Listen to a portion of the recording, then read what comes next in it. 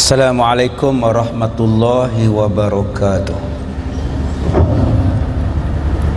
Bismillahirrahmanirrahim. Alhamdulillahi rabbil alamin. Wassalatu wassalamu ala rasulillah wa ala alihi wa sahbihi ajma'in. Qala Allah ta'ala, a'udzu billahi minasyaitonir rajim. Ya ayyuhalladzina amanu la tubtilu sadaqatikum bil manni wal adha. Sadaqallahul azim.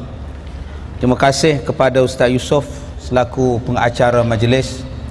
Muslimin dan muslimat mudah-mudahan dirahmati oleh Allah Subhanahu wa taala. InsyaAllah pada hari ini, pada malam ni, kita akan melihat beberapa perkara yang disebutkan oleh Al-Fadhil Ustaz Yusof tadi tentang politik dan Islam dan politik.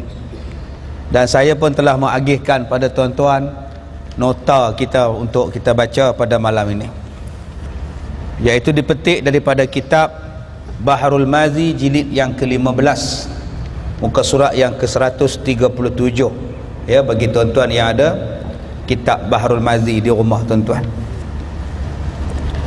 iaitu bab majaa fi sya'mi, bab yang datang ia pada menyatakan hadis yang membicarakan negeri Syam. An Qurrah qala Rasulullah sallallahu alaihi wasallam, idza fasada ahlu syami fala khaira fikum, la tazalu ta'ifatun min ummati mansurin, la yadurruhum man khadalahum hatta taqum as-sa'ah. Hadis yang sahih daripada Qurrah, katanya telah bersabda Nabi sallallahu alaihi wasallam, apabila rosak orang-orang Syam, maka tiadalah kebajikan pada kamu. Sentiasa ada satu puak daripada umatku yang berkemenangan, tiada memberi mudarat mereka itu, dan tiadalah menyamai mereka itu sehinggalah berdirinya kiamat. Itu hadis sahih yang pertama. Hadis yang kedua, an Bahzi bin Hakim an abihi an jaddihi qala, qultu ya Rasulullah aina ta'muruni, qala ha huna, wa naha biyadihi nahwa sya'mi.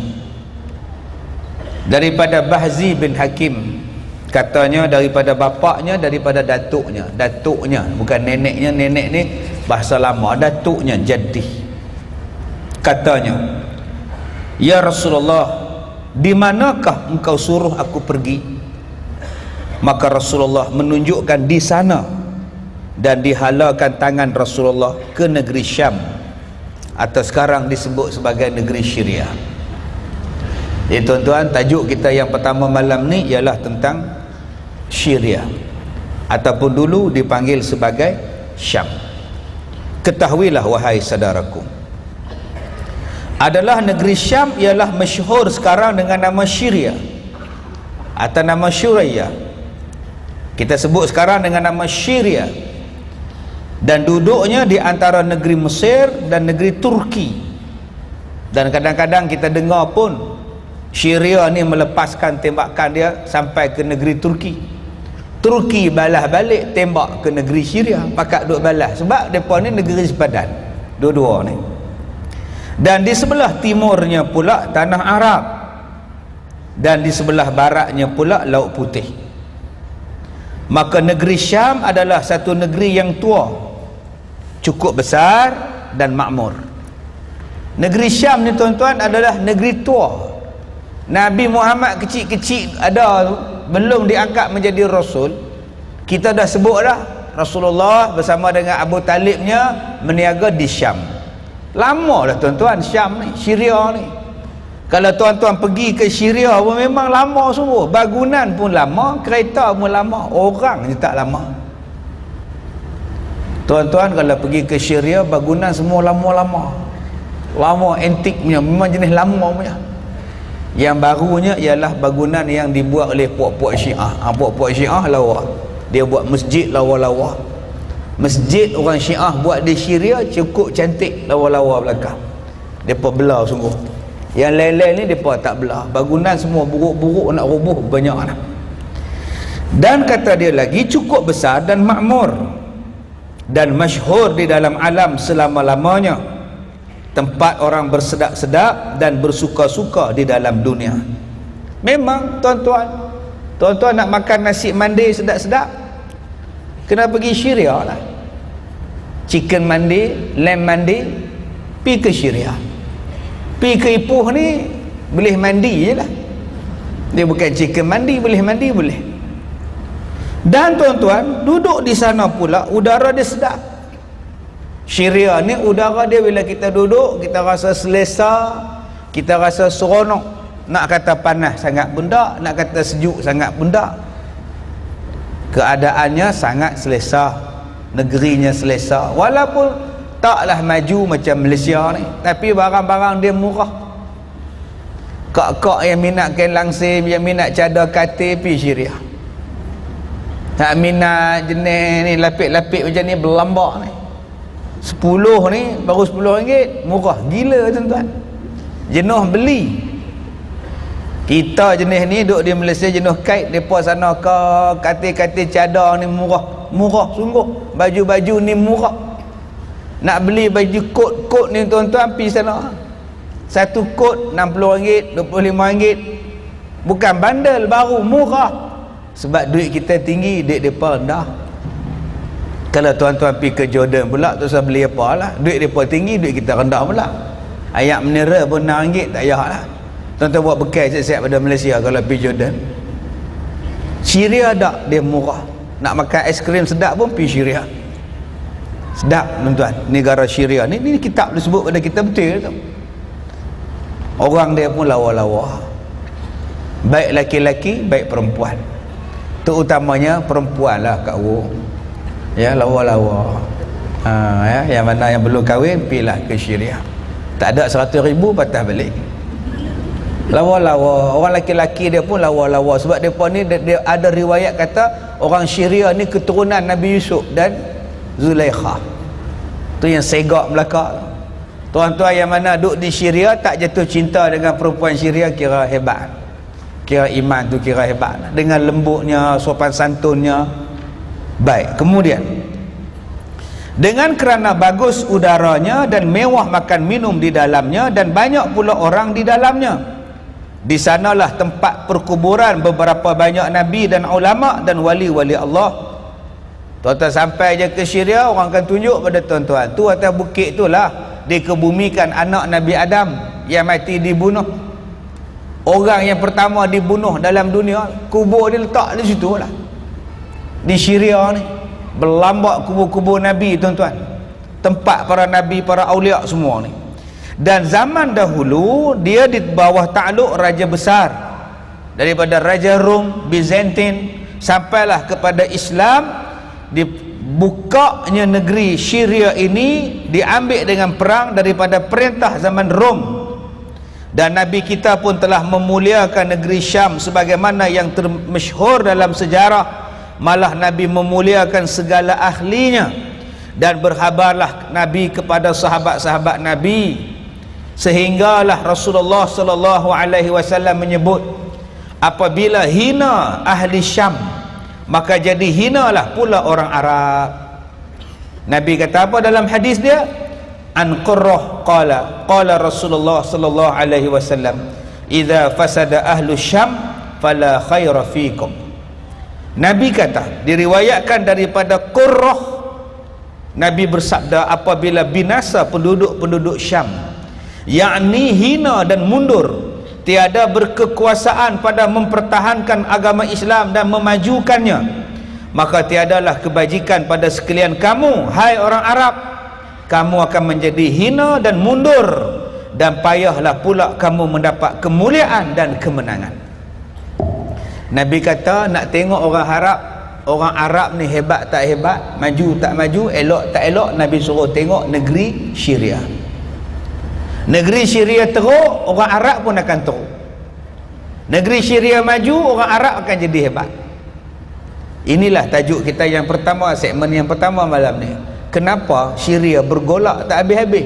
Jawapan dia, orang Yahudi baca hadis ni, orang Nasrani baca hadis ni. Kalau Syria naik, kalau Syria bangun, lingkup Yahudi, lingkup Nasrani, lingkup Israel. Maka sebelum lingkup, kita lingkupkan dulu Syria.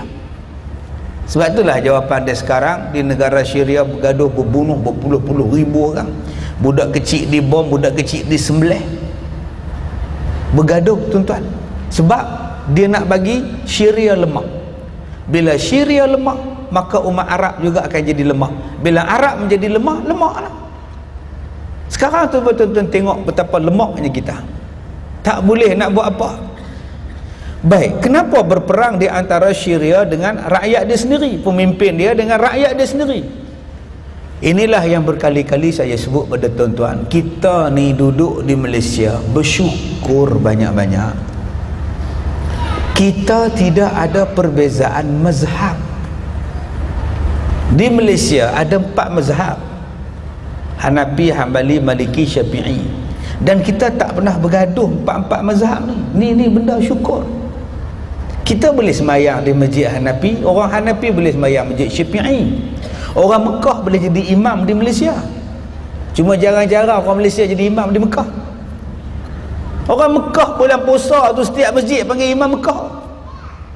Tapi bila mereka main semayang di Malaysia, mereka tetap baca bismillah. Balik ke Mekah, mereka terus baca alhamdulillah. Sebab kita berada dalam mazhab yang sama, Ahli Sunnah wal Jamaah. Sebab tu kita tak bergaduh. Kenapa yang bergaduh di Iraq? Kenapa bergaduh di Syria? Jawapannya sebab perbezaan mazhab. Yang satu menganut pahaman Sunni, yang satu lagi menganut pahaman Syiah. Saya nak cakap pada tuan-tuan, Amerika ugut macam-macam dekat Bashar al-Assad. Nak buat sekatan lah, nak buat apalah. Takkan dibuatnya sekatan tuan-tuan. Takkan diperangnya Syria tu. Takkan diperangnya. Sebab dia menghancurkan umat Sunni. Tuan-tuan faham maksud saya?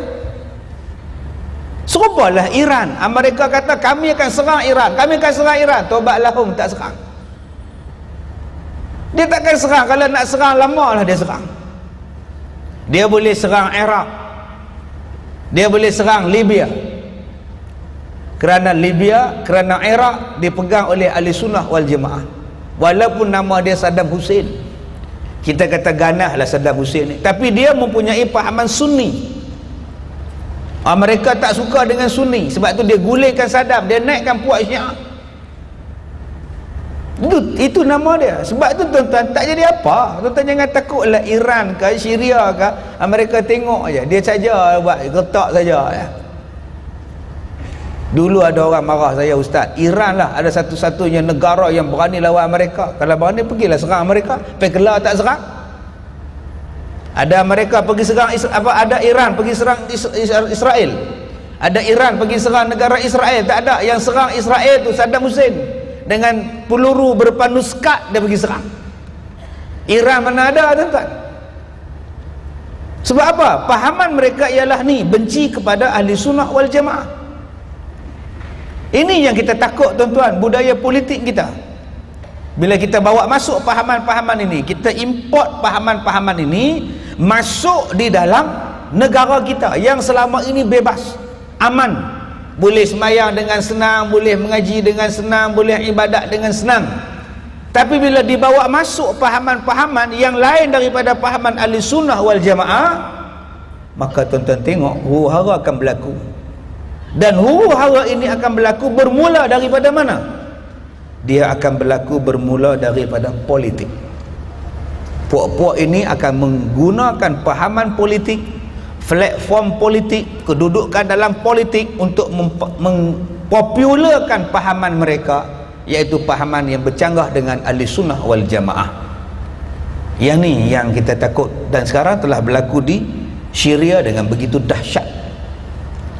Bayangkan tentera sendiri menembak rakyat sendiri tanpa ada belah kasihan, dan orang Arab lain tak tolong, semuanya diam nikui, tak kata apa, tak berani kata apa tuan-tuan.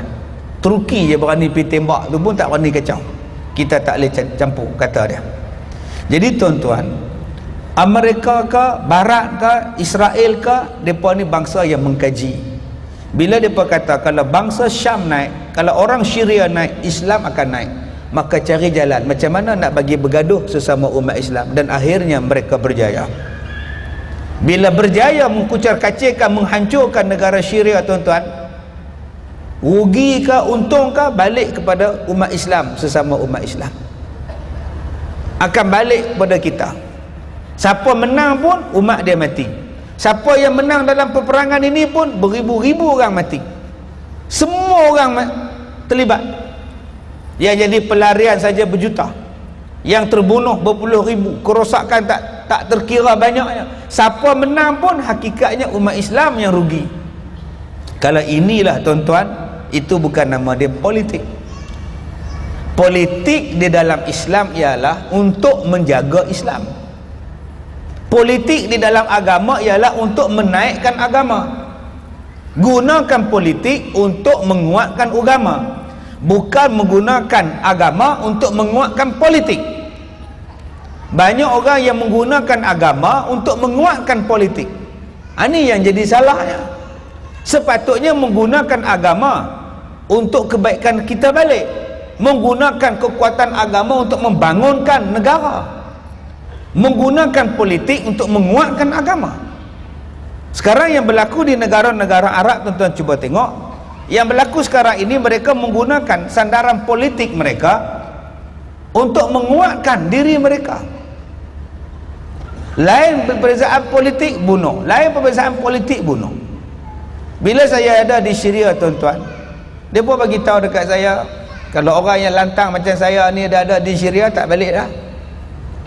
Tak ada lah, pergi mana tak tahu. Ada yang dibuahkan bawah tahanan, duduk di bawah tanah. Tahanan mereka, penjara dia bawah tanah. Kita ni kira baik, jaga semua ada, makan free masuk penjara. Penjara mereka duduk bawah tanah tu, dalam seksa tu. Punya nak jaga politik mereka. Ini budaya di Syria. Sebab tu orang Syria dulu-dulu mereka tak berani cakap, dia takut. Sekarang baru berani cakap. Bila 28 budak-budak yang menconteng di dinding, asalnya rusuhan ini berlaku 28 budak-budak sekolah rendah yang menconteng dekat dinding. Bukankah pada masa itu di negara-negara Arab berlaku Arab Spring? Di Mesir, di Libya, di Yemen berlakunya tunjuk perasaan rakyat kepada pemerintah. Jadi budak-budak ni pergi conteng, kita gulingkan kerajaan. 28 budak-budak. Yang ni yang orang report, tangkap budak-budak tu, seksa budak tu, yang orang bangun. Mak bapak dia bangun, semua bangun. Kalau tuan-tuan baca rentetan dia, awal-awal dia tu, serupalah yang berlaku di negara-negara Tunisia dan sebagainya. Bendanya sikit aja. Hanya seorang budak universiti tak dapat kerja, pergi berniaga sayur. Apalah maknanya aku ada CJ universiti, ijazah universiti, tapi aku duduk berniaga sayur. Apa nak buat? Aku ngaji nak buat apa? Dia sebarkan dengan Facebook dia sebarkan dalam YouTube, dia sebarkan dalam SMS. Rakyat bangun, jatuhkan kerajaan dengan SMS dia, tuan-tuan. Puncanya sikit saja, budak tulis conteng dekat dinding. Sikit saja conteng dekat dinding, 28 orang. Datang SB, datang tentera, tangkap budak tadi dan seksa budak-budak ni, cabut kuku dan sebagainya. Jadi mak bapak marah, budak-budak ni ada yang mati dibunuh. Sejak itu perberontakan berlaku. Sampai budak-budak pun apa pergi seksa ni. Tu yang memberontak tu, tuan-tuan. Asalnya sikit ya, budak-budak duk conteng, duk tulis Angry Bird itu je. Orang askar mereka marah sebab mereka sangat sensitif. Orang Arab memang macam tu, tuan-tuan. Saya dah habaq dah tuan-tuan banyak kali dah. Tuan-tuan kalau pergi Mekah, pergi buat ceramah macam ni, taubat lahum, tak dapat kota haji. Sungguh tuan-tuan, kita tak dapat kota, 28,000 je dapat, 10,000 tak dapat, duduk menung. Pasal apa? Mereka cukup pantang. 5 orang berkumpul menyembang-nyembang, akan datang, mereka suruh keluar, beredar. Kita pula di tanah suci pergi gantung pula, bersih kotak semua dalam masjid, pergi tunjuk perasaan pula. Cari naah, tuan-tuan. Lah apa ramai hak tak boleh pergi haji, duk buat rayuan tak dapat 10,000 tu ramai, tuan-tuan. akibat daripada politik yang melampau. Sampai dekat Masjidil Haram pun gaduh lagi. Duk dalam Mekah dah, duk di Madinah pun duk bawa politik negeri masing-masing lagi. Lingkup. Sebab itu di Mekah, di Madinah, hang politik mana pun hang sampai ke Mekah hang tak ada politik. Habis. Tapi orang Malaysia ni pelik. Kalau dia pergi ke bulan pun dia bawa agak bendera dia. Dia tak kira tempat tentang. Inilah yang dikatakan politik melampau, 24 jam yang tak erti politik. Tuan-tuan, balik tentang kisah tadi ni. Jadi Nabi SAW sebut, Nabi kata di Syam ini adalah gambaran kekuatan umat Islam, umat Arab. Jadi bila umat Arab pun dah rosak sebab Syam rosak, tuan-tuan baca pula hadis yang di bawah tu, hadis di selepasnya itu. Nabi kata apa? La tazalu ta'ifatum min ummati mansurin la yadurruhum man khazalahum hatta taqumas sa'ah. Nabi berkata, sentiasa ada satu puak daripada umatku, ada berkemenangan mereka itu, tiada memberi mudarat akan mereka itu oleh orang yang tiada menyertai mereka hingga berdiri kiamat mereka di dalam kemenangan dan kemajuan. Walaupun Nabi kata orang Arab Syria rosak, lalu orang Arab keseluruhannya pun akan rosak, tapi Nabi kata akan ada umat lain yang menggantikan mereka, akan ada bangsa lain, umat Islam lain yang akan ganti mereka untuk cover Islam, untuk jaga Islam. Tuan-tuan, ni Rasulullah sebut dalam hadis dia, hadis sahih ini. Sebab tu kita lihat sekarang yang menjaga Islam, tuan-tuan, bukan orang Arab lagi dah. Yang menjaga Islam, yang duk buat baik-baik tentang Islam ni bukan orang Arab lah. Orang Mekah ni kok jaga Mekah dengan Madinah aja, orang Arab Saudi. Tapi yang duk menjaga ekonomi, yang nak bebaskan daripada riba, supaya ekonomi umat Islam selamat daripada riba, tengok, bukan lagi bangsa Arab. Yang nak buat pendidikan supaya orang ni faham agama, orang ni boleh kenal agama, orang ni boleh ingat agama, orang ni boleh jaga agama.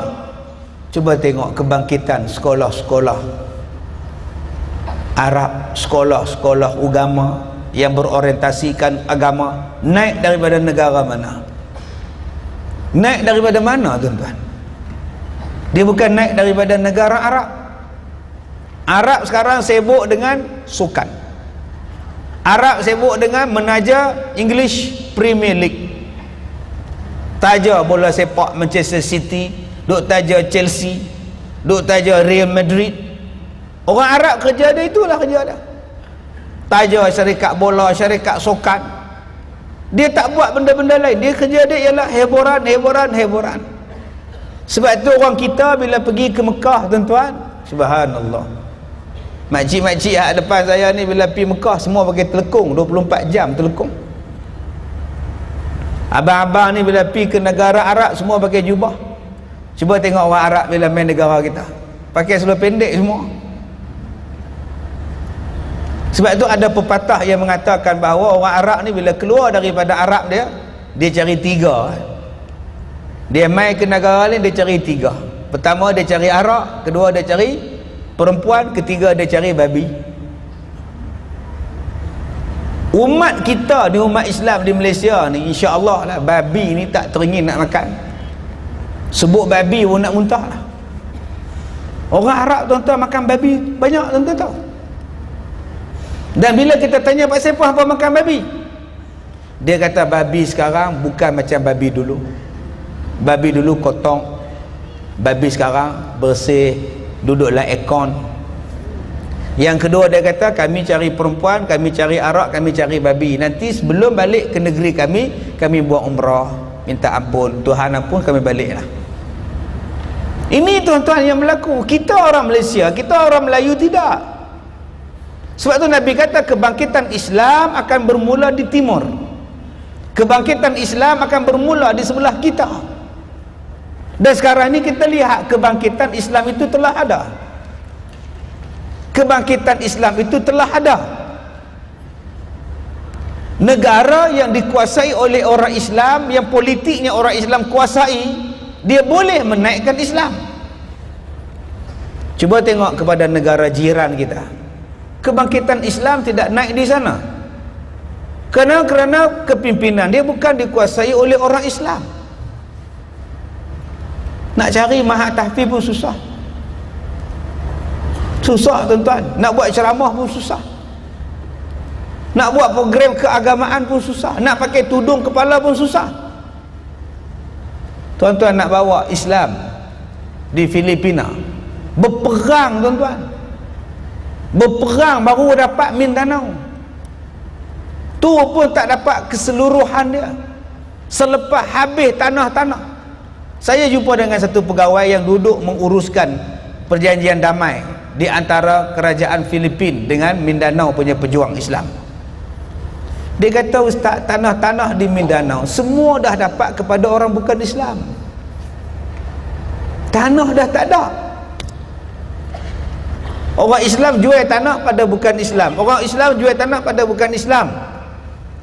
Dan baki tanah ni yang sedikit, umat Islam sama-sama umat Islam bergaduh. Mereka bukan setakat bergaduh dengan kerajaan Filipina, mereka sekarang bergaduh di antara sesama umat Filipina, di antara MLIF, di antara bangsa Moro. Sama-sama mereka bergaduh pasal berebut baki tanah. Apa makna kuasa politik kalau tanah tak ada? Saya ulang balik. Apa makna kuasa politik kalau tanah tak ada? Kuasa politik salah satunya ialah menguasai tanah. Bila tanah dah tak ada, politik apa guna? Dia nak buat undang-undang apa? Sebab dulu saya rasa seronok dan nak tergelak pun ada. Dulu di sebuah negeri antah berantah, dia bagi hak tanah pada orang-orang yang bukan Islam sampai dekat 1000 tahun. Tuhan nak kontrol apa? Tanah hang tak boleh buat. Hang tak boleh kontrol. 1000 tahun 999. Jangan nombor bomba ni. Tak masuk pada akal. Kamu nak menguasai apa? Sebab tu tanah adalah satu bentuk yang sangat penting. Tuan-tuan, nak tengok Islam di Thailand, Islam tak boleh naik. Tok Imam ditembak, ustaz-ustaz dibunuh. Nak tengok Islam naik di Kemboja, nak korban pun tak larat. Tuan-tuan pergi hantar lembu buat korban. Tuan-tuan nak harap apa Islam di Kemboja? Budak-budak tak erti baca Quran, kena depa cik main mengaji kat Malaysia, balik pergi ajak pula berapa puluh tahun pula nak habis tu. Nak naik balik Islam di Kemboja, nak balik tara mana? Tuan-tuan nak tengok Islam di Indonesia, di mana boleh naiknya Islam di Indonesia? Masjidnya banyak, sama banyak dengan Tok Kong. Kita naik takut. Murtad di Indonesia biasa. Yang terbaru ada 3 artis murtad sekaligus. Selamba rock je murtad. Dan murtad dianggap biasa. Ada satu artis yang kahwin dengan DJ. DJ ni Kristian, dia Islam. Bapak dia buat kenduri di rumah bapak dia, dan anak dia masuk Kristian. Buat kenduri kahwin, bapak buat, anak masuk Kristian. Kita nampak yang duk nak buat Islam ni tuan-tuan, yang nak jaga Islam ni negara kita. Di sebelah timur, Jepun tak ada Islam.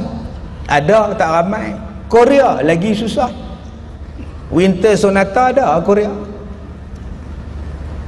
China nak bangun Islam di China, kena tembak tuan-tuan. Bukan yang 2 tahun lepas berlaku tunjuk perasaan pergaduhan etnik umat Islam di China yang dibunuh beramai-ramai. Tuan-tuan pergi ke Kemboja, tuan-tuan pergi ke Myanmar, dibakar, dibunuh orang Islam di Myanmar. Yang adanya sekarang ini yang kita boleh harap untuk menaikkan Islam, yang Nabi sebut dalam hadis ini, yang akan ada golongan yang sentiasa mansurin, mendapat pertolongan daripada Allah. Yang kita nampak sekarang ialah Malaysia. Insya-Allah semangatnya, semangat kuat, semangat nak tolong orang. Cuba tengok orang Malaysia kalau susah. Myanmar susah, orang Malaysia sampai awal. Myanmar kena bakar, kena bunuh, kena bom, Malaysia sampai awal hantar bantuan. Arab tak hantar lagi. Arab sibuk main bola. Tuan-tuan tengoklah apa benda yang berlaku. Malaysia sampai dulu. Apa benda pun Malaysia sampai dulu, tuan-tuan. Jadi kita nak supaya kita faham daripada hadis ini bahawa biarlah kuasa politik kita ni kita pegang supaya Islam jadi kuat. Masalah kita sekarang ini ialah kita tidak menggunakan politik untuk menguatkan Islam. Sebaliknya kita menggunakan agama untuk menguatkan politik. Sedangkan politik kita tak kuat. Politik kita tak kuat. Maka nak menguatkan politik kita gunakan agama. Macam Ustaz Yusuf sebut tadi, hang tak masuk parti kami, hang bukan Islam. Hang tak menyertai kami, hang bukan Islam. Itu yang saya pada hari raya puasa yang lepas, saya pergi buat hari keluarga, reunion keluarga. Saya ni waris ke berapa tau. Maka dijemputlah ketua-ketua waris. Saya dijemput mewakili waris saya.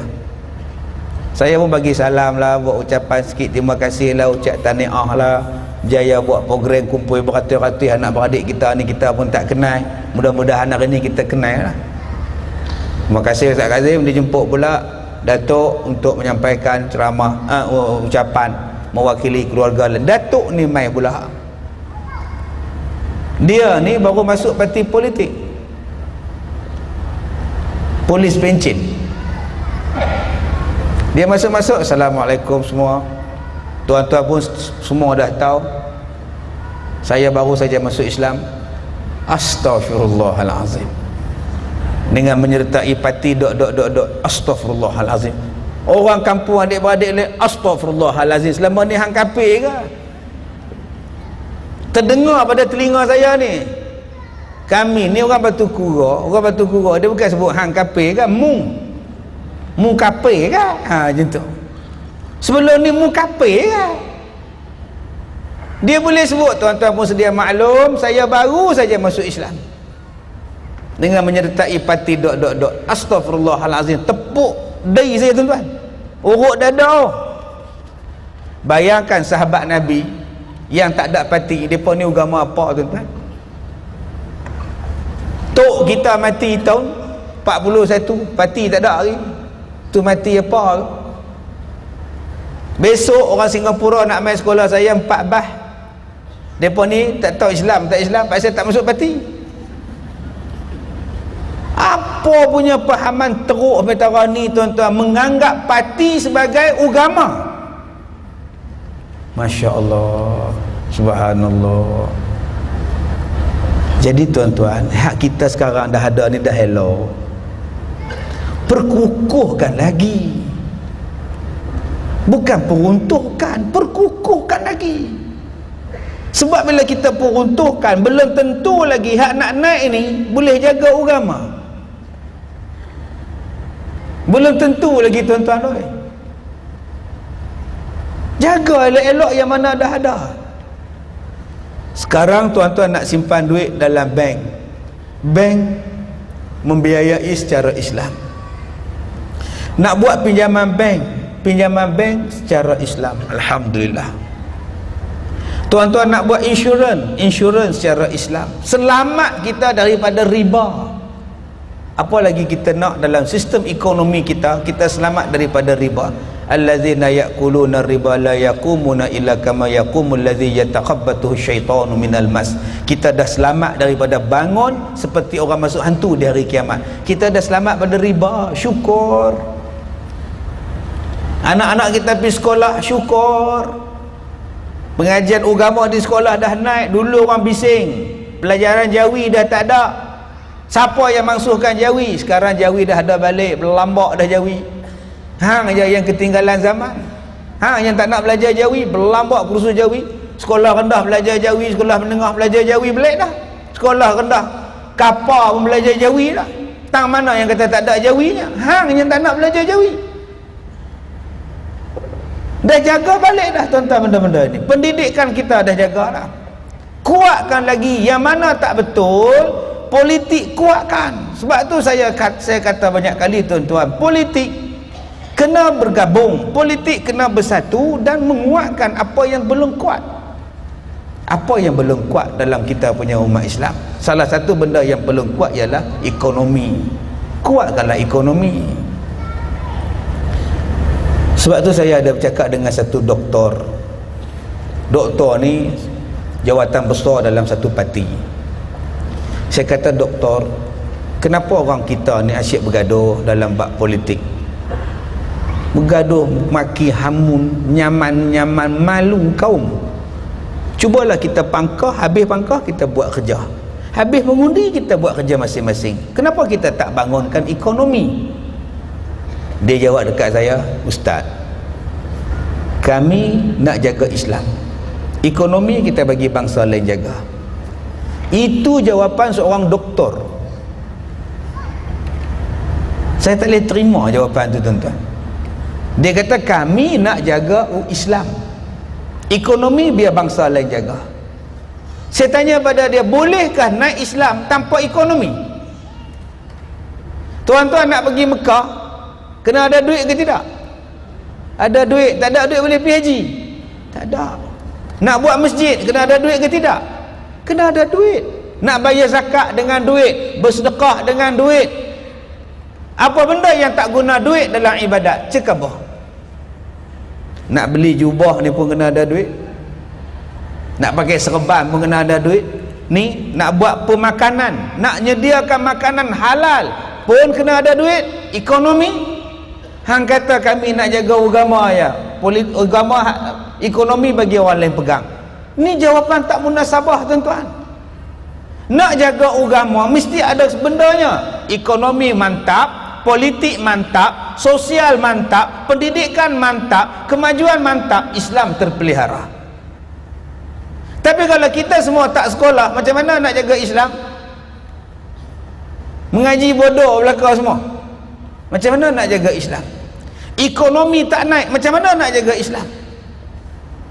Orang Kemboja tak boleh nak jaga Islam pasal ekonomi tak ada. Dia nak boleh apa? Dia tak boleh apa tuan-tuan? Islam tak boleh buat. Orang Islam di Kemboja tak boleh nak bangunkan diri mereka. Sebab apa? Sebab mereka tak pegang politik. Sebab tu politik penting untuk menjaga Islam. Politik tu penting untuk menjaga Islam. Tuan-tuan yang dirahmati Allah, saya tertarik dengan kata-kata orang. Dia kata Islam ini di mana-mana dan di mana-mana zaman sekalipun tidak pernah menggunakan dan menumpang orang kafir untuk memerintah. Dan kata-kata Tok Syekh ni dijawab pula, dak, Nabi Muhammad pun dulu menumpang orang kafir di Madinah untuk membangunkan Madinah. Tuan-tuan, inilah masalah politik. Dia menggunakan Rasulullah, menggunakan Quran untuk kepentingan dia, tanpa cerita yang sebenarnya. Di Madinah, apa yang berlaku? Di Madinah tuan-tuan, sebelum Rasulullah hijrah, orang Arab, Aus dan Khazraj kerjanya bergaduh. Sebab ada batu api dia, nama dia Yahudi. Yahudi ni menghangatkan supaya Aus dan Khazraj bergaduh, berperang, dan mereka lah yang membekalkan senjata supaya berperang. Dan orang Yahudi ni kaya sebab orang Islam, orang Arab berperang. Tiba-tiba Rasulullah datang, Rasulullah damaikan. Akhirnya tak perang. Bila tak perang, bisnes lingkup. Nak jual bom apa lagi dah berdamai. Nak jual senapang pedang apa lagi dah berdamai. Orang Yahudi marah dah. Nabi Muhammad ni datang, bisnes kita lingkup. Yang keduanya, bila dah bersatu, umat Islam di Madinah bersatu, ekonomi mereka pegang. Ekonomi mereka pegang. Telaga-telaga air kepunyaan Yahudi, orang Islam pegang. Pasar yang orang Yahudi pegang, orang Islam ambil. Sebab orang Islam pada masa itu kuat bersatu. Maka pada masa itu Nabi tubuhkan kerajaan Islam di Madinah. Siapa kata Nabi Muhammad menumpang puak-puak Yahudi di Madinah? Tak. Nabi Muhammad membuat perjanjian dengan puak-puak Yahudi. Apa perjanjian dia? Kamu mesti menerima Islam sebagai agama di sini, kamu kena taat di sini, kamu kena ikut peraturan di sini, dan kamu kalau buat salah kena dihukum mengikut hukum Islam. Itu perjanjian dengan Yahudi. Kamu kena terima Nabi Muhammad sebagai presiden, kamu kena terima orang Islam sebagai presiden, kamu kena terima undang-undang Al-Quran sebagai undang-undang, kamu kena ikut peraturan di sini. Kalau kamu nak duduk di bawah kami, mereka setuju. Itu nama dia undang-undang Nabi Muhammad dengan Madinah. Tetapi hari ini ada orang kata yang mereka buat tu macam Nabi Muhammad buat. Macam mana Nabi Muhammad buat? Macam mana? Nabi Muhammad menguasai orang bukan Islam. Nabi Muhammad menguasai orang kafir. Yang kamu sekarang ni, kamu dikuasai. Kamu dikuasai. Bukan kamu menguasai. Kamu tak boleh suruh pun mereka diam. Diam, jangan bercakap. Tak boleh suruh pun. Mereka dengan terang-terang kata, kami tolak negara Islam. Tiba-tiba kamu kata, perjanjian kami, pakatan kami ni adalah pakatan yang berasaskan Nabi Muhammad. Salah tu. Salah sangat-sangat tuan-tuan. Islam bukan rendah sampai kamu kena tunduk pada orang kafir. Islam ya'lu wala yu'la alai. Politik dalam Islam atas. Kamu nak ikut, ini peraturan dia. Kamu nak ikut, ini peraturan dia. Kamu tak mau ikut, balik kampung kamu. Kamu lawan kami, kami lawan kamu balik. Ini yang dikatakan Islam. Politik menguatkan Islam. Sekarang tidak. Saya lihat tuan-tuan, orang menggunakan agama untuk menguatkan politik masing-masing. Kalau kamu tak ikut kami, kamu bukan orang Islam. Saya ni, saya kata pada tuan-tuan, saya ni dicop sebagai anjing tuan-tuan. Hanya kerana saya bercakap macam ini. Dicop sebagai anjing, bayangkan. Kalau cop sebagai kerbau, tak apa lagi. Kazim kerbau tak apa lagi. Bangga je bunyi dia, Mae kerbau, bangga lagi. Kalau babi, kalau anjing, siapa bangga tuan-tuan? Hanya bercakap tentang soal ini, orang dah kata anjing. Sedangkan kamu jadi anjing pada siapa? Kamu kata saya anjing. Tanya balik pada orang yang kata ni, kamu anjing pada siapa pula? Tidakkah kamu anjing kepada Tuhan kamu yang bukan Islam? Sebab kamu duduk di bawah. Sepatutnya Islam duduk di atas, kamu kontrol. Tuan-tuan yang dirahmati Allah. Jadi dalam hadis ni Nabi nak sebut, kita umat Islam di Malaysia ni cantik dah. Sepatutnya cantik dah, pasal kita pegang kuasa. Bayangkan di Perak. Bayangkan di Perak tuan-tuan 2008 kalau bersatulah bulan dengan kilo, bulan dengan kerih bersatu hari itu, subhanallah, solid orang Islam pegang Perak, solid. Hak kawan ni pun tak ada, menang satu kursi je.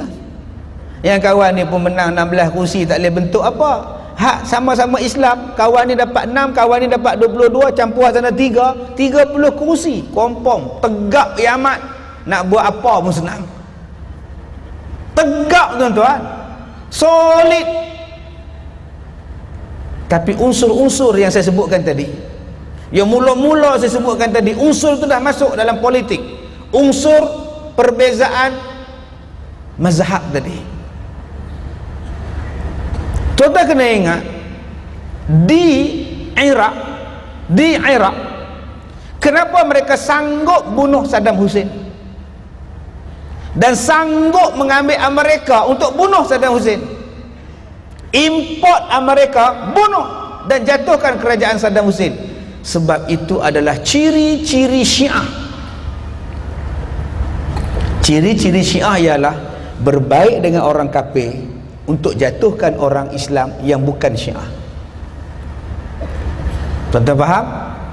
Jatuhkan Saddam Hussein yang Sunni, kita import Amerika. Jatuhkan Saddam Hussein, kita naik sekarang Syiah pegang Iraq. Begitulah yang berlaku. Kami takkan berbaik dengan hampa. Hampa bukan puak kami. Kami baik dengan orang kafir pun tak apa. Ini ciri-ciri Syiah, tuan-tuan. Cukup berbahaya ini. Sepatutnya meletakkan kepentingan Islam, kepentingan umat Islam di atas. Orang kafir bukan saudara kita. Innamal mu'minuna ikhwah. Dia tak sebut innamal kafiruna ikhwah. Dia sebut orang yang beriman itu adalah bersaudara. Bersaudara lah. Dia saudara saya, kena baiklah. Tapi perasaan kasih sayang itu tidak ada. Saya dah katakan pada tuan-tuan tadi, Malaysia ni dah ada semua dah. Politik dah ada, instrumen untuk menjadi yang Nabi sebut ada pada Malaysia. Orang Melayu adalah orang yang paling kuat sayangnya pada agama, lebih daripada orang Arab lagi, tuan-tuan. Lebih lagi, tuan-tuan. Orang Melayu kita di Malaysia ni, orang Islam kita di Malaysia ni, tuan-tuan, sangat sensitif dengan agama dia. Sangat sensitif. Makan minum cari benda halal. Tak ada halal tak minum. Tu orang kita, orang Islam. Jaga kuat. Anak-anak ni, mak dalam Malaysia ni, bapak-bapak dalam Malaysia ni, majoriti nak anak dia faham agama. Saya untuk tahun depan saja budak-budak 700 nak masuk sekolah tahfiz. 700 orang nak masuk sekolah saya. Tahun ini tak ada pengambilan, tak ada pengambilan. Sampai tulis surat, tuan-tuan. Buka-buka surat ni, ya Allah, bukakanlah pintu hati yang membaca surat ini untuk menerima anak aku, ya Allah. Astaghfirullahalazim. Ditulisnya surat, ya Allah, bukakanlah pintu hati orang yang baca surat ni untuk memasukkan anak saya ke sekolahnya, ya Allah. Astaghfirullahalazim. Punya nak masuk. Sebab tu saya cakap dengan pegawai tadi, di Malaysia, di Perak ni kena buat ada setiap daerah satu mahat tahfiz. Janganlah kita duk bangga setiap daerah ada penjara. Kita berbangga kerana kita telah berjaya membina sebuah pusat serenti. Nak buat apa, tuan-tuan? Itu bukan kemajuan nama dia. Bina pusat serenti, kemajuan apa?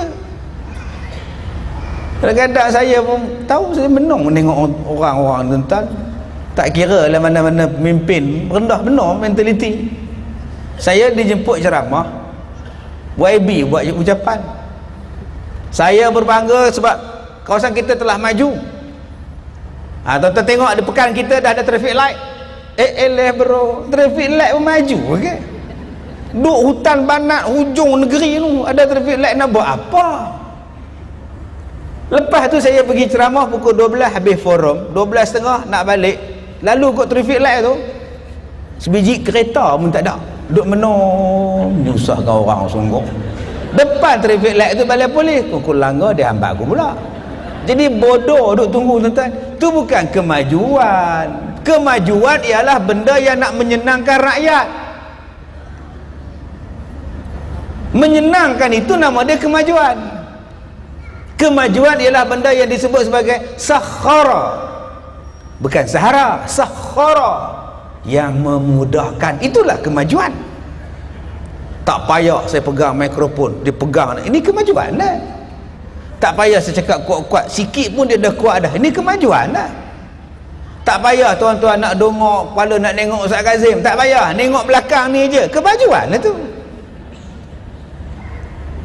Itulah nama dia kemajuan. Benda yang memudahkan orang. Kalau traffic light itu menyusahkan orang, itu bukan kemajuan.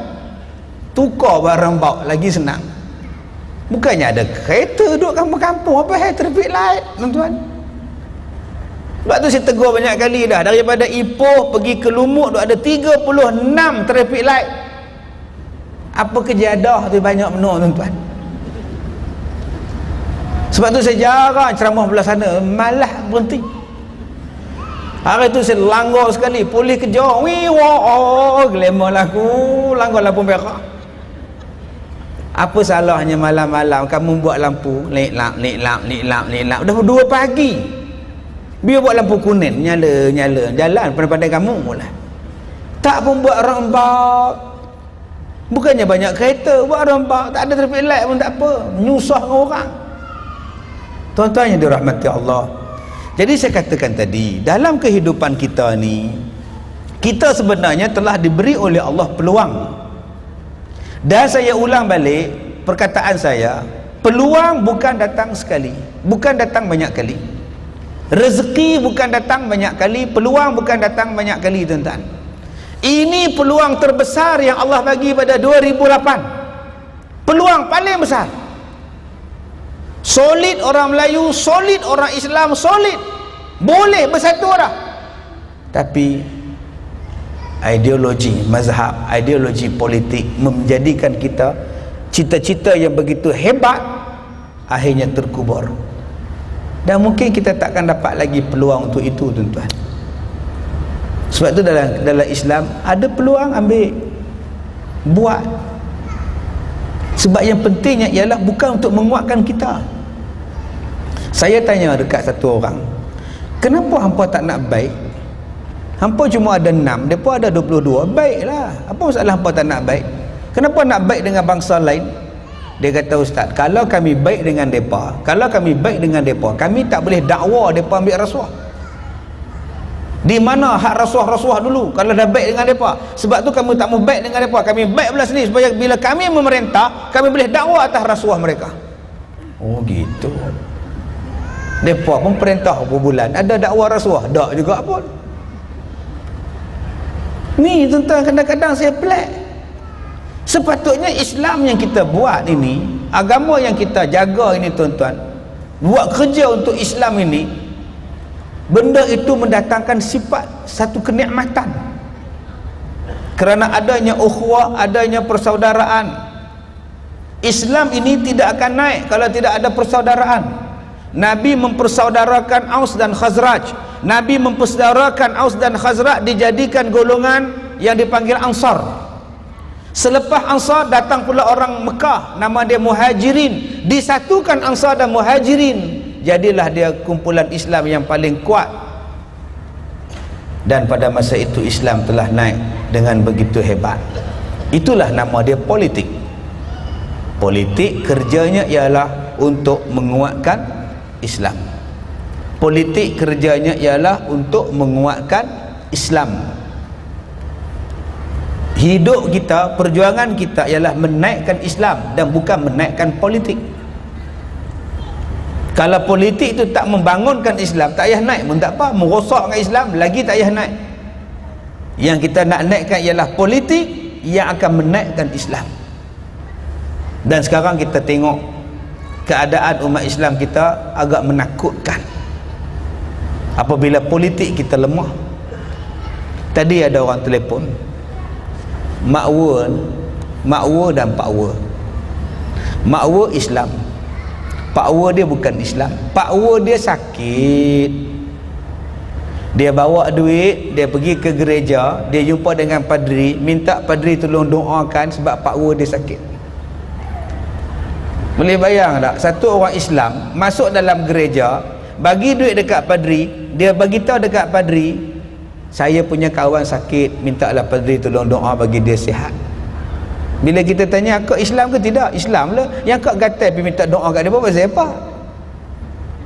Tuan-tuan tak susah hati ke benda-benda ni berlaku? Hari ni terang-terang orang menyanyi, tuan-tuan. Jacqueline Victor tu menyanyi terang-terang, Malaysia adalah hak Jesus. Terang-terang dalam lirik lagu dia. Dan orang masih sanjung lagi Jacqueline. Dia boleh sebut dalam lagu dia, Jesus, Malaysia, tolonglah Malaysia bagi Jesus. Apa kebenda ni? Kenapa yang begitu terang-terang sekali sampai penyanyi pun menyanyi dalam lagu dia mengatakan bahawa Malaysia ini adalah hak Jesus? Dan orang Malaysia tak ambil tindakan apa? Pasal apa tak ambil tindakan? Dah tak ada ISA. Kita tunduk pada orang. Saya dah kata dah dulu, di sini saya sebut, ISA masih relevan, ISA masih perlu. Di sini saya sebut, di stadium ni. Nanti bila ISA tak ada, susah. Sekarang jadi dah tuan-tuan. Orang hina Nabi, orang kata mempertahankan Nabi ni buang masa, kita tak tangkap dia pun. Laporan polis beratus-ratus, tak tangkap.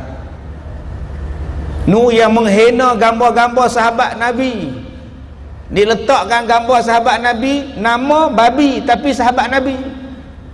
Nuh di Johor dihina sedemikian rupa, kemudian minta maaf. Minta maaf lah, kami tak tahu. Senangnya dia mengajar dekat budak tuition, dia bubuh gambar ni, babi, rimau, anjing, nama-nama ni dia bubuh sahabat-sahabat Nabi. Subhanallah. Bila kita buat report polis, minta maaf lah, kami tak tahu. Saja nak bagi sakit hati umat Islam, sebab dia tahu umat Islam tak kuat kerana berpecah belah. Umat Islam takkan berani buat, tangkap mereka pun takkan berani. Sebab apa? Sebab dia tahu akan ada orang yang mempertahankan mereka. Mana ada orang tangkap Jacqueline? Tak. Saya disilap-silap salah ni pasal sebut nama dia. Itu saya pula salah. Ini bentuk-bentuk yang berlanggar, bercanggah tuan-tuan. Sebab itu ada masanya perlu lagi undang-undang macam ini. Dan kita tak perlu takut kalau kita tak buat kesalahan. Mereka minta supaya dihapuskan ISA, supaya mereka lantang bercakap, menghina raja, menghina bangsa, menghina negara. Yang paling terbaru sekali tu, yang memalukan kita, 2 pelajar Malaysia tu yang buat blog lucah. Dia ambilnya gambar projek mereka, dimasukkan dalam blog, dalam internet, gambar mereka duduk bertelanjang semua, tanpa ada perasaan malu. Allahu Akbar. Dan lebih malang pula, radio panggil mereka, ditemu buah dalam radio, macam selebriti tuan. Sebab apa? Sebab Islam lemah. Sebab dia tahu umat Islam lemah. Jadi tuan-tuan, sebenarnya kita dah kuat, tapi kita yang melemahkan. Kenapa kita lemah? Allah Ta'ala sebut dalam Quran, sebab kita ni fatafshalu wa tazhabari hukum. Sebab kita terlalu banyak berbantah sesama kita. Perbantahan yang banyak itulah menjadikan kita ni jadi lemah. Bantah saja. Ni nak korban sekali lagi pun bantah. Tak lama lagi nak raya korban, bantah, berebut daging. Tak habis-habis. Yang buat korban tak puas hati dapat 1 kilo. Saya buat korban ustaz dapat 1 kilo, dia orang pun 1 kilo, saya pun 1 kilo. Apa makna saya korban? Bantah lagi. Pengurusi bantah dengan setiausaha. Kenapa kamu tak simpan kat aku? Aku sibuk jaga sini. Dia marah pula tak simpan. Bantah tak habis-habis. Di mana yang umat Islam tak bantah? Pergi masjid, bantah. Kita kata dah, masjid. Nak masuk dalam masjid ni tuan-tuan, dia ada undang-undang, ada peraturan undang-undang. Cuba tuan-tuan masuk dalam rumah orang, tuan-tuan duduk menjerit, tuan rumah tu marah. Tuan-tuan ni tuan rumah, datang satu orang duduk menjerit, tuan-tuan kata apa? Hoi, apa tak hormat orang ni? Masjid tu rumah Allah. Berapa banyak orang yang duduk menjerit dalam masjid, bergaduh dalam masjid menjerit. Berkali-kali dah saya kata, takbir Allahu Akbar, bukan boleh menjerit-jerit, tambah-tambah dalam masjid. Pasal apa yang nak menjerit kuat-kuat? Allahu Akbar, terkejut maklum. Bukankah kita dah baca daripada kecil, apabila kamu masuk dalam masjid, duduklah dengan niat tahiyat, duduklah dengan niat i'tikaf, buatlah sembahyang tahiyatul masjid, kemudian duduklah dengan niat i'tikaf, dan berzikirlah kamu tanpa mengganggu ketenteraman orang lain. Yang ini yang Nabi sebut dalam hadis, yang Nabi kata akan ditinggikan, wartafa'atil aswatu fil masajid, akan turunnya bala apabila masjid, suara-suara diriuhkan dalam masjid. Sekarang jadilah, bila kita kata tak payahlah takbir, lagi kuat pula dia balun, lagi kuat lagi di masjid bergaduh pasal takbir. Tak boleh tak takbir lepas jemaah, tak nak takbir juga, bukan tempat dia. Tuan-tuan nak takbir raya, katakan malam ni malam raya, besok raya, malam ni raya, malam raya malam ni, besok pagi raya. Okey, malam ni tuan-tuan boleh takbir 24 jam. Takbirlah, Allahu Akbar, Allahu Akbar, Allahu Akbar, sampai subuh besok, sampai sebelum sembahyang raya. Bila tu imam dah habis sembahyang raya, tak ada takbir dah. Jangan duk takbir lagi. Apa salahnya ustaz kami nak takbir pukul 12? Apa salahnya ustaz? Bukan tempat dia. Faham tak? Ialah salah di mananya? Memanglah, tapi bukan tempat dia, tak kena. Kalau fikir pada logik, salah ke saya bertakbir ustaz? Saya bukan menyanyi lagu dangdut. Saya bukan menyanyi lagu dangdut dalam masjid. Dia tidak cantik mak, yang sedang-sedang saja. Mana saya menyanyi ustaz? Saya bertakbir raya. Memanglah hang takbir raya, tapi masa tak kena. Kamu hanya boleh takbir raya selepas sembahyang zuhur nanti. Habis takbir raya, tunggu asar pula. Dia bukan boleh buat. Maknanya nak buat ibadat itu ada tempat dan masa. Di mana kamu nak bertakbir? Pergi perang, pergi takbir. Ni orang nak sembahyang, orang nak berzikir, pasal apa? Ni dia tuan-tuan yang jadi saya tak faham. Tak faham. Kita tengok-tengok masyarakat kita ni kadang-kadang tak tahu dia meletak mengaji lagu mana. Dalam masjid bukan boleh menjerit. Anak saya hilang, oi anak saya hilang, siapa jumpa anak saya? Pun haram. Salah ke nak cari anak hilang dalam masjid? Tak salah, memang kena cari. Menjerit tak boleh. Oi kasut saya hilang, tak boleh menjerit. Allahu Akbar pun serupalah. Dia kena faham. Sebab itu kita letakkan Islam tu di atas. Nak buat apa-apa benda pun kaji, Islam benar atau Islam tak benar. Jangan fikir politik benar atau politik tak benar kan. Apa yang kita nak buat, kita kena fikir Islam mengatakan boleh atau Islam mengatakan haram.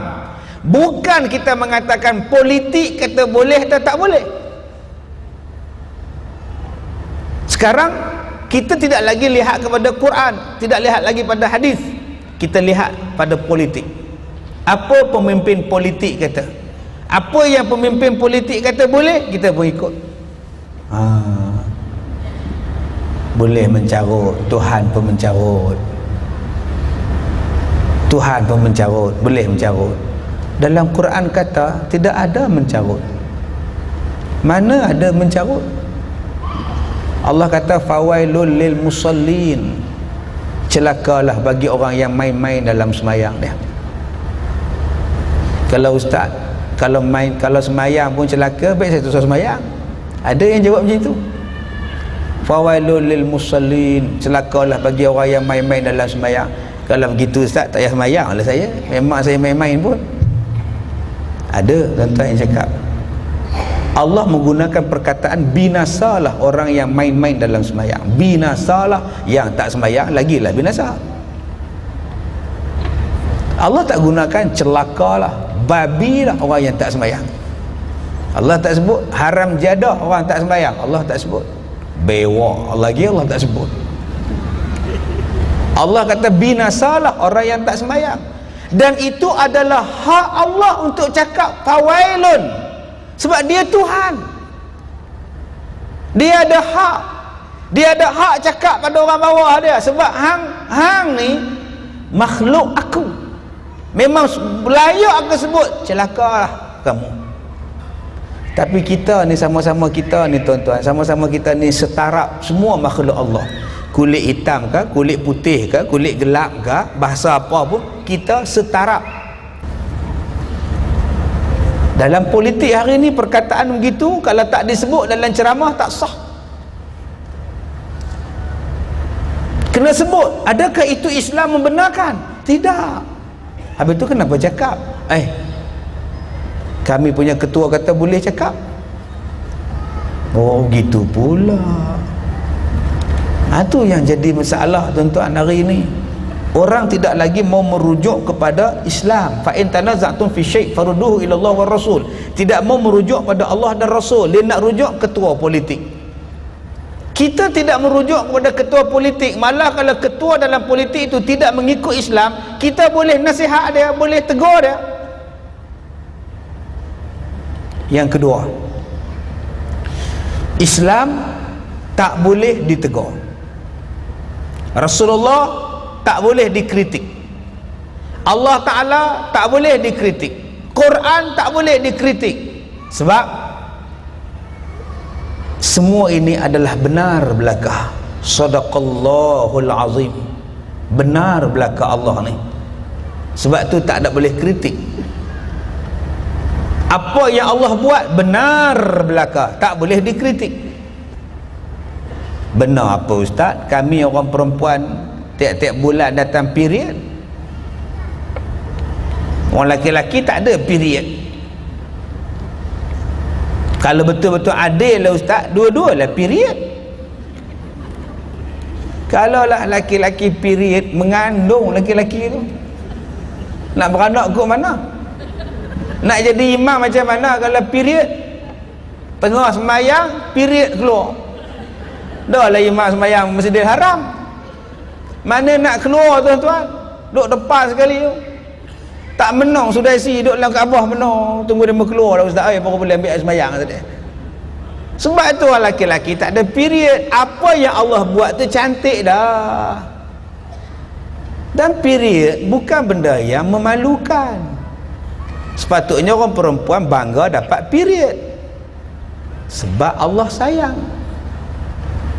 Allah kesian tengok orang perempuan buat kerja teruk, Allah bagi cuti, rehat ya, tak payah semayang, rehat. Tidurlah subuh, rehat. Allah bagi cuti. Allah sayang. Nabi Muhammad orang yang kita tak boleh kritik dia. Sebab Nabi Muhammad tak ada salah apa dengan kita, nak kritik apa? Nabi Muhammad sentiasa betul, wa ma yantiqu 'anil hawa in huwa illa wahyu yuha.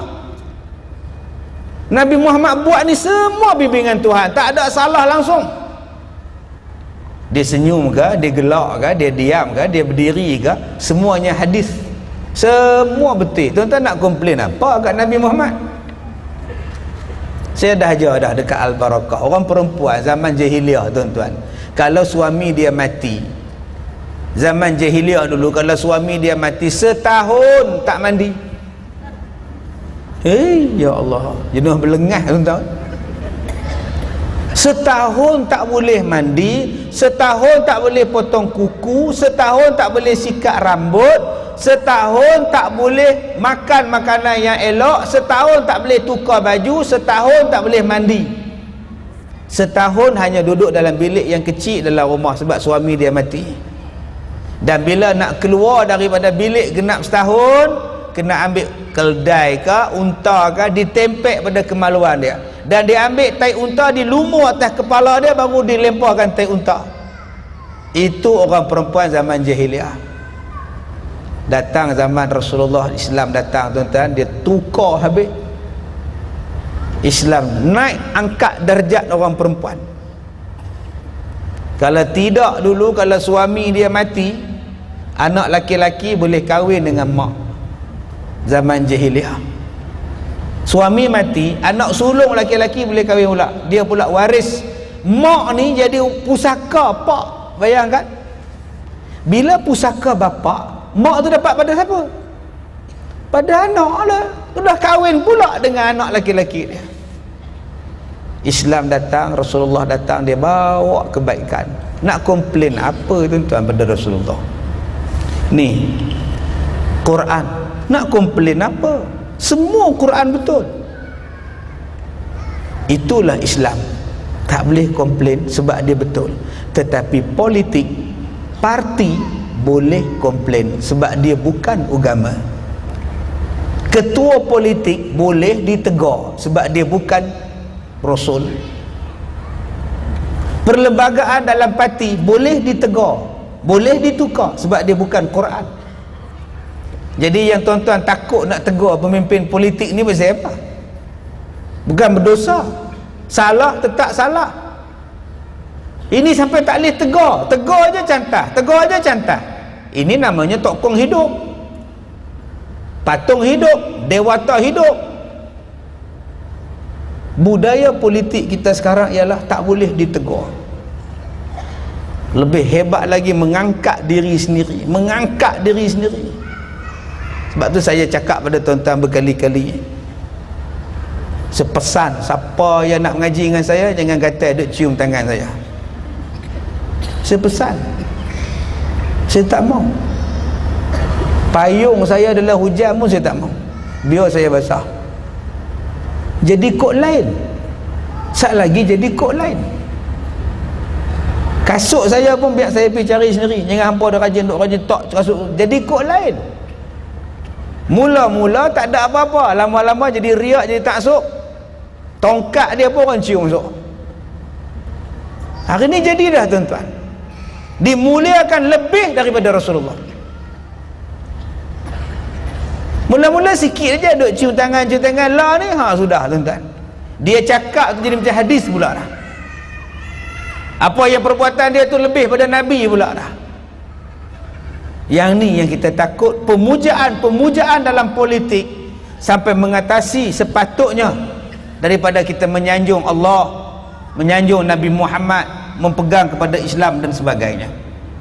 Tuan-tuan yang dirahmati Allah, kita lihat di situ pada muka surat 151, 152, minta maaf saya betul-betul step di situ. Di sini pun ada orang tanya saya dalam YouTube, dilagakan saya punya ceramah dengan satu ustaz daripada Terengganu. Ceramah saya diambil, ceramah dia pun dipetik. Cuba bandingkan dua ustaz ni, mana betul? Saya kata, kita ni kalau pemimpin kita zalim, kita kena ikut perintah dia yang tidak zalim, wajib taat. Yang dia zalim tu dia punya pasal. Yang kita kena ikut ialah perintah dia yang tidak maksiat. Dia zalim, dia tak zalim, dia punya pasal. Tapi dia pun tak petik saya punya hadis. Yang ustaz ni bercakap pula, dia buka satu hadis, man ra'a minkum munkaran falyughayyirhu biyadihi, falyughayyirhu biyadihi, fa in lam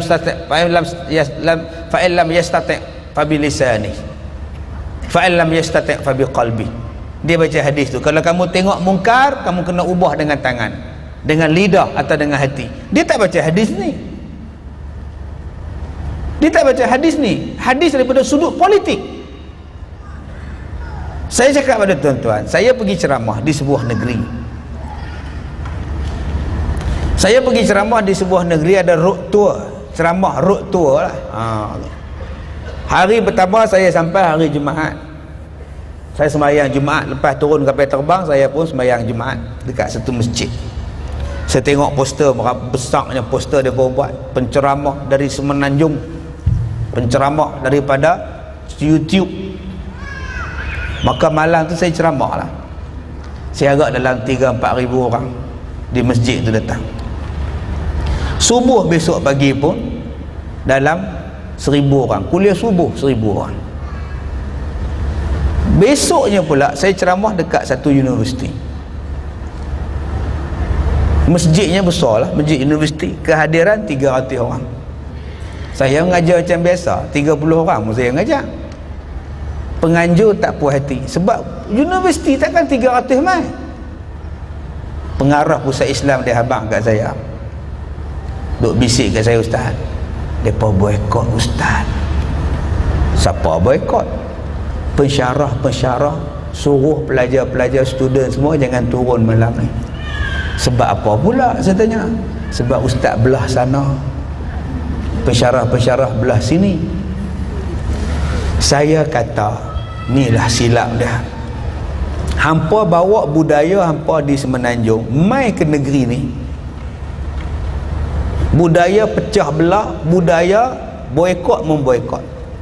Kenalah tengok tempat. Saya kata di negeri ini umat Islam cuma 25%. 75% bukan Islam, tetapi orang Islam boleh jadi ketua menteri. Tak kira lah dia menikah muda ke dia menikah baru, tu dia punya pasal rezeki dia.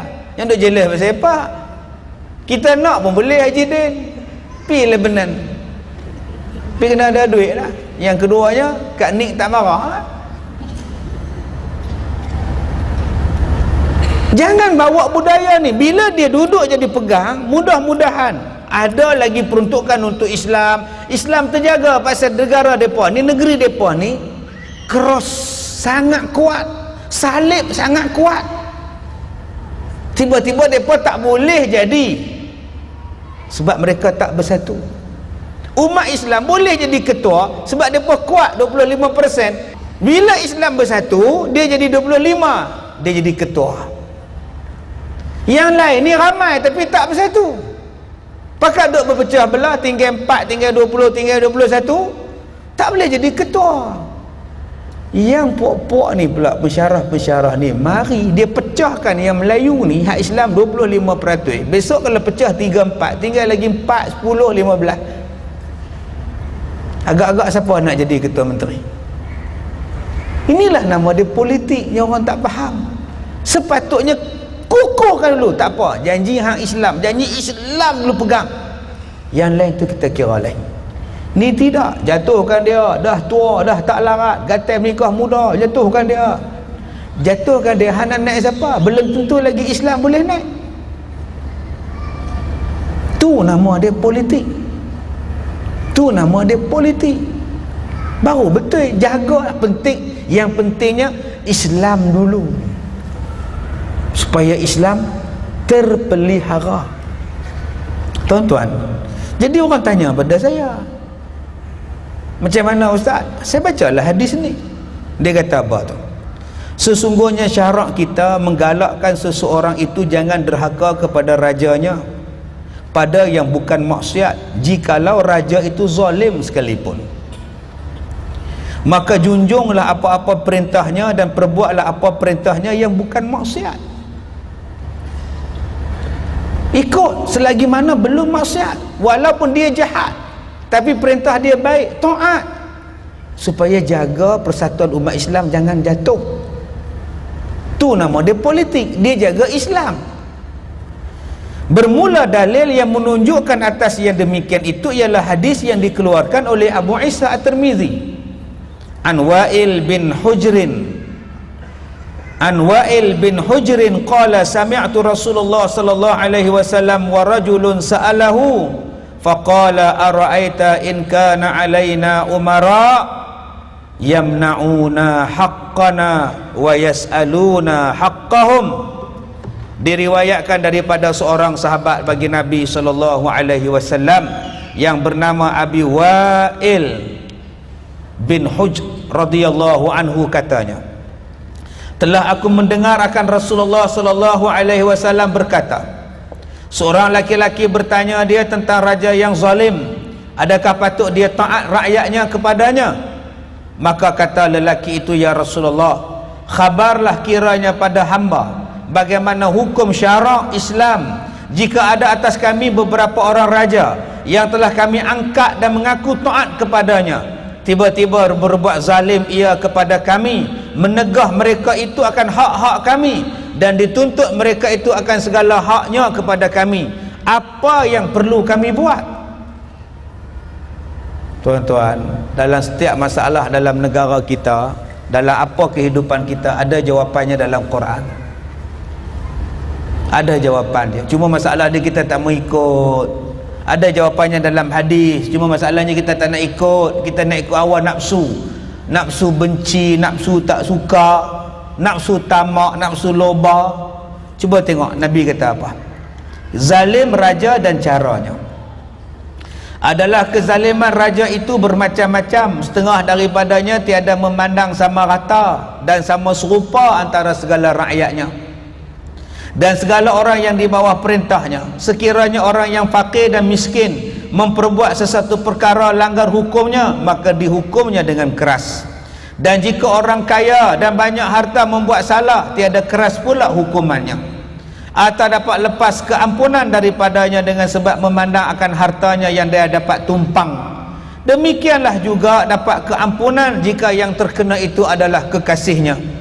Maka jadilah orang yang miskin itu hina dan kena zalim, dan yang kaya berharta dimulia dan dimenangkan dan dikasihinya, dan cenderung pula hati kepadanya. Dan setengah daripadanya tiada memandang raja itu kepada rakyatnya akan pandang belas kasihan.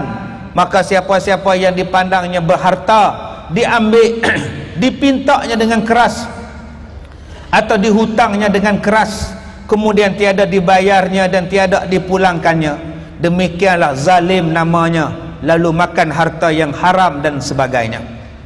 Kata orang yang bertanya, ya Rasulullah, raja-raja yang zalim itu apabila jatuh suatu hal bergaduh, berperang, langgar musuh, dipaksanya kami yang kena zalim, maka adakah perbuatannya itu kami junjung apa titahnya dan kami perbuat apa perintahnya?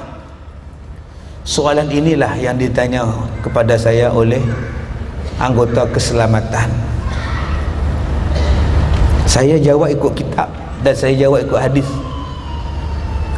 Saya kata, dah dia suruh buat, buat saja, dan apa yang kamu buat mengikut hati kamu. Tuan-tuan, ni kerjanya pasukan mencegah rusuhan. Pasukan mencegah rusuhan. Okey, arahan kata cegah mereka jangan merusuh, bawa cota, bawa gas pemedih mata, pergi pukul orang. Berdosa kah? Ni nak lawan ni berdosa kah? Ni jawapan dia ni. Ni jawapan dia. Adakah kami nak kena ikut perintahnya? Apakala didengar oleh Nabi soalan demikian, Nabi bersabda, faqala Rasulullah sallallahu alaihi wasallam, isma'u wa ati'u fa innama alaihim ma hummilu wa alaikum ma hummiltum. Nabi kata, maka sabda Nabi sallallahu alaihi wasallam, dengarlah sekalian kamu akan apa perintahnya dan suruhnya, dan ikutlah sekalian kamu akan apa-apa perintahnya yang tiada membawa kepada maksiat, dan jangan sekalian kamu keluar daripada taatnya dan melawannya, dan jangan menderhakanya, dan juga jangan dicari jalan menurunkan daripada tahta kerajaannya dan membunuhnya, kerana yang demikian membawa kepada fitnah dan menumpahkan darah dan jadi bercerai dan berpecah belah kalimat-kalimat kamu. Nampak tuan-tuan? Nabi bagi jawapan. Nabi kata apa? Nabi kata, isma'u wa ati'u, dengarlah dan taatlah mana yang bukan maksiat, walaupun dia zalim sekalipun. Kalau perintahnya itu baik, perintahnya tak salah, kena taat. Dan Nabi pesan lagi pada dia, fa innama alaikum ma hummilu wa alaikum ma hummiltum, dan jangan sekalian kamu keluar daripada taatnya, jangan kamu melawan dan jangan menderhakanya, dan juga jangan dicari jalan menurunkan daripada tahta kerajaannya dan membunuhnya, kerana demikian membawa lebih besar fitnahnya dan malapetaka yang lain, iaitu menumpahkan darah dan berpecah kalimat-kalimat kamu. Habis itu, Ustaz, pemerintah ni zalim, Ustaz. Jawapan bawah sekali. Adapun zalimnya dan fasiknya, pulangkan kepada Allah membalasnya, kerana sesungguhnya atas batang leher mereka itu apa yang ditanggung mereka, dan atas batang leher kamu apa yang ditanggung oleh sekalian kamu. Depa zalim, depa punya bazai. Kamu tak ada kena mengena apa dengan depa. Tapi yang pertahankan dulu Islam dulu. Yang penting Islam dulu pegang.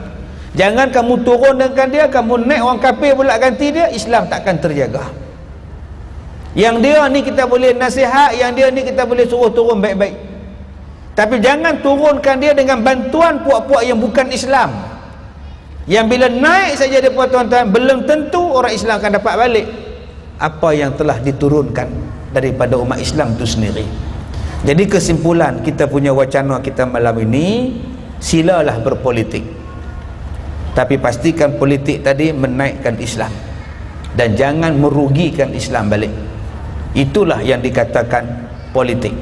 Yang kedua, keadaan yang berlaku di Syria adalah satu peringatan kepada kita bahawa orang Yahudi, orang Nasrani dan orang Israel sentiasa nak memecah belahkan kekuatan umat Islam. Dia tahu bila umat Islam berpecah, maka lemahlah umat Islam. Sebab itulah dia kacau orang Syria sampai bergaduh sama sendiri supaya orang Arab terus runtuh. Dan kenapa orang Islam di Malaysia ni, orang Melayu khususnya, tak habis-habis dikocok supaya bergaduh? Kerana Melayu lah benteng kekuatan politik Islam di Malaysia. Kalau orang Islam, orang Melayu berpecah, maknanya Islam lemah. Itulah yang mereka nak. Mereka nak sebenarnya Islam lemah. Dan cara nak melemahkan Islam di Malaysia ialah jadikan orang Melayu berpecah belah dengan politik, dengan politiknya. Akhirnya sekarang kita tak boleh nak jaga Islam dengan baik macam dulu-dulu. Dulu zaman Natrah, seorang aja nak murtad, satu Melaya turun, satu Singapura turun. Sekarang bila murtad anak-anak Islam Melayu, masing-masing cakap biarlah hak demeh. Yang masuk Islam lagi ramai pada murtad, biarlah. Pasal nak menjaga politik itu. Sepatutnya menjaga agama, bukan menjaga politik. Jadi tuan-tuan, kita jumpa malam besok di rumah tuan-tuan jam 9 malam dalam rancangan Salam Baitullah di TV1 malam besok 9 malam. Dan hari Khamis malam Jumaat, tuan-tuan boleh telefon saya di Radio Perak 9 malam sampai 12.30 malam. Ya, kita bersiaran sempena hari raya Aidil Adha sampai 12 malam. Jadi saya jadi DJ. Jadi tuan-tuan nak borak-borak, ya Ustaz Kazim kata tengah malam kan suaranya pelik-pelik sikit. Ini tuan-tuan boleh telefon saya malam hari Khamis malam Jumaat, insya-Allah. Saya ucapkan terima kasih pada pihak penganjur, terima kasih yang datang daripada jauh dan dekat. Kita jumpa lagi pada wacana intelek kita pada bulan hadapan. Tak tahu kita tarikh bila, tak tahu.